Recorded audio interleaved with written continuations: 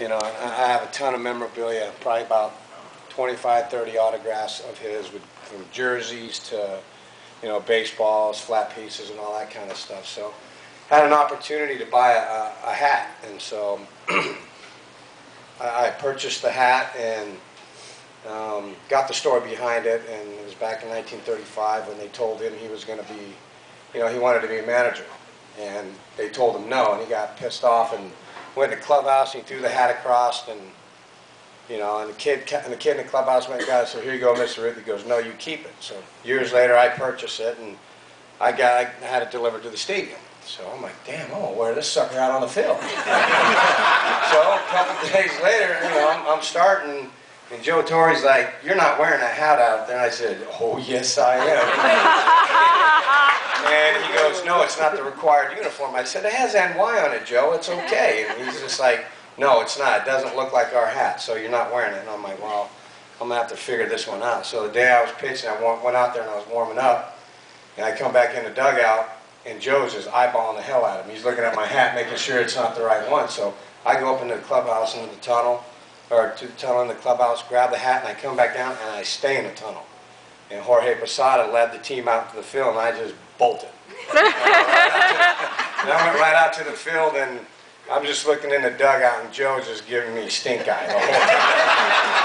And I know that something's going to happen after that. So I go out there, and I get out of the first inning, and I come in here, and he's pissed at me. He goes, you take that damn hat off. You knew that you went against my judgment and all that. I said, it was pretty cool, though, huh? He didn't like it very much, so I took it off, and I went back out, and I got my ass handed to me. I lost the game. First time I think I lost at Cleveland in like 4 years.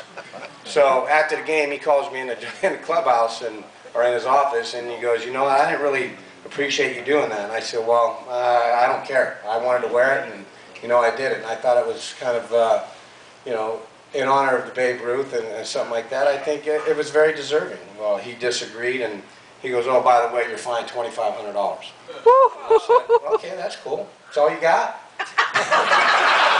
Well, the next day I go to the bank and I get a bunch of 1s, 5s, 10s. And went to the ballpark that day and I wadded it up. It looked like a big old 16-inch softball. He played lob pitch with, and I threw it right at him. I said, you want your $2,500? And I just waffled him with it. Money went flying everywhere, and I told him to go buy himself a pair of rims for his Mercedes. He never said nothing to me for a while after that, but that was okay with me. But yeah, that was something that, you know, as much of a historian that everyone thought he was, I think he was more of a Boston or a Brooklyn Dodger fan than he was a Yankee fan, because anyone would have appreciated it. Yeah. So that's what I did. Yeah. Thanks, Ray. Nicky, what about your $5,000?